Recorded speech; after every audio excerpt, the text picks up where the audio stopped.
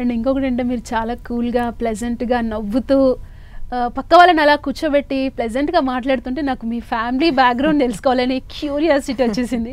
Family background విషయానికొస్తే ఏంటి? ఎలా ఉంటుంది ఫ్యామిలీలో? మీ ఫ్యామిలీ బ్యాక్‌గ్రౌండ్ షేర్ ఇప్పటికి చాలాసార్లు చెప్పాను. నేను, మా వారు, మా ఇద్దరు అమ్మాయిలు. యాహ్! ఇద్దరు అమ్మాయిలు మీకు నాకు ఐడియా ఉంది. ఓకే. సో పొలిటికల్ నా ఇంట్రెస్ట్ కాదు.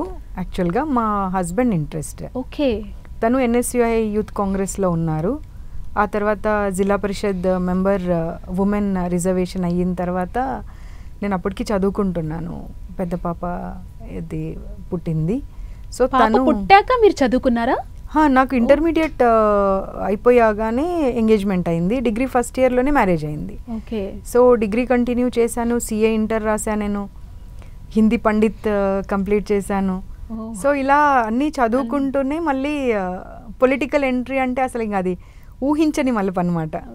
అసలు నేను ఏ రోజు కూడా నా ఊహలో కాదు కదా, కలలో కూడా నేను ఏ రోజు పొలిటికల్ వస్తాను అనేటువంటి ఆలోచన నాకు లేదు.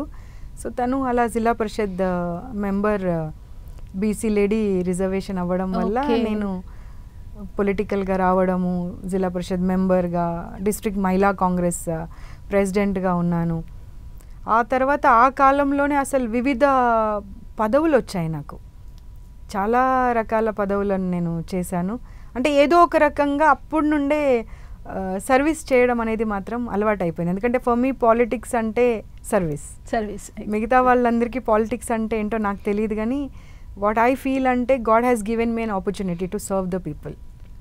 సో అది అప్పుడు నుండే మొదలైంది కాబట్టి అలా ఎంట్రీ అయ్యి ఇప్పటికీ కూడా ఒక సర్వీస్ లాగానే తీసుకొని చేస్తూ ఉంటాను తప్పించి ఒక పదవి, ఒక అలంకరణ లేదా ఒక పాలిటిక్స్ అనేది నాకు ఎప్పుడు కూడా గుర్తుకుండదు. మేడం అంటే పాలిటిక్స్ అనేది ఇంట్రెస్ట్ లేదు, సో ఇలా వచ్చేసారు. ఒకవేళ పాలిటిక్స్ లోకి రాకపోయింటే మీ డ్రీమ్ ఏదైనా ఉందా? నేను ఇది చేయాలి, అది చేయాలి అనే డ్రీమ్ ఏదైనా ఉందా? మేబీ ఒక చార్టెడ్ అకౌంటెంట్గా సెటిల్ అయిపోయేదాన్ని. ఆ తర్వాత ఏదో ఒకటి మటుకు సర్వీస్ మటుకు డెఫినెట్గా చేసేదాన్ని అండి. ఎందుకంటే నేను ఈవెన్ నా స్కూల్ డేస్లో కూడా ఏదైనా చారిటీ ప్రోగ్రామ్స్ బ్లైండ్ పర్సన్స్ కోసం కానివ్వండి, ఓల్డ్ ఏజ్ కానివ్వండి, ఏదైనా స్కూల్ నుండి స్పాన్సర్ చేయాలి అంటే అందరికన్నా ముందు నేనుండి మా నాన్న దగ్గర వెళ్ళి మా నాన్న ఫ్రెండ్స్ అందరి దగ్గర డబ్బులు కలెక్ట్ చేసి తీసుకుపోయి ముందుగా అప్పచెప్పేదాన్ని. సో సర్వీస్లో మటుకు డెఫినెట్గా ఉండేదాన్ని. అండ్ ఒక చార్టెడ్ అకౌంటెంట్గా మైట్ బి ఎస్టాబ్లిష్ అయిపోయి ఉండేదాన్ని. ఓకే. ఇంకొకటి ఏంటంటే పొద్దున్న లేస్తే మీ ఆఫీస్కి కుప్పలు తెప్పలుగా కంప్లైంట్స్ వస్తుంటాయి. ఓకే. సో మీ ఇంట్లో మీ ఇద్దరు పిల్లలు, ఆడపిల్లలు, మీ మీద చేసే కంప్లైంట్ ఏంటో నాకు తెలుసుకోవాలి.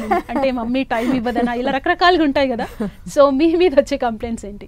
బిగ్గెస్ట్ కంప్లైంట్ ఏంటంటే మీరు నమ్మరు, ఇప్పుడు మీరు అన్నారు కదా చాలా ప్లెజెంట్గా కూల్గా మాట్లాడుతున్నారని. మా పిల్లల కంప్లైంట్ ఏంటంటే చాలా స్ట్రిక్ట్ మదర్ నువ్వు అని చెప్పి. చాలా స్ట్రిక్ట్గా ఉంటావమ్మా, అట్లీస్ట్ కొంచెమైనా ఫ్రెండ్లీగా ఉండమ్మా అని చెప్పి కంప్లైంట్ చేస్తూ ఉంటారు. ఇదే బిగ్గెస్ట్ కంప్లైంట్. సో మీరు ఇంత ప్లెజెంట్గా అంటే ఇంట్లో పిల్లల దగ్గర కంప్లీట్ మారిపోతారా? అలా ఏం కాదు, బట్ సర్టన్ థింగ్స్ వచ్చినప్పుడు మటుకు I'm very strict. I don't allow them to go with the friends. Night halts చేయడం కానీ, పబ్లో కల్చర్లు అవన్నీ ఇష్టం లేదు. ముందు నుండి కూడా మా ఫ్యామిలీస్లలో అవి లేవు కాబట్టి ఆ విషయాల్లో కొంచెం స్ట్రిక్ట్. అంటే సొసైటీని చూస్తున్నాం ఏం జరుగుతున్నాయి కాబట్టి భయం ఎక్కడ ఏమైపోతుందో ఏమో తెలియదు కదా, పిల్లలు జాగ్రత్తగా ఉండాలని భయంతో పంపించడానికి జంకుతాను. సో వాళ్ళేమో మిగతా పిల్లలందరూ ఎంజాయ్ చేస్తున్నారు, నువ్వు మమ్మల్ని పంపించవు, నువ్వు ఎంతసేపు నువ్వు ఎక్కడికి వెళ్తే మేము ఓన్లీ నీతో పాటు రావాలి, ఫ్యామిలీతో పాటు రావాలి, లేదా నా ఫ్యామిలీ ఫ్రెండ్స్ వెళ్తున్నప్పుడు మాతో తీసుకెళ్ళాలి, అంతవరకే పెడతానన్నమాట. అది చాలా పెద్ద కంప్లైంట్ వాళ్ళకి.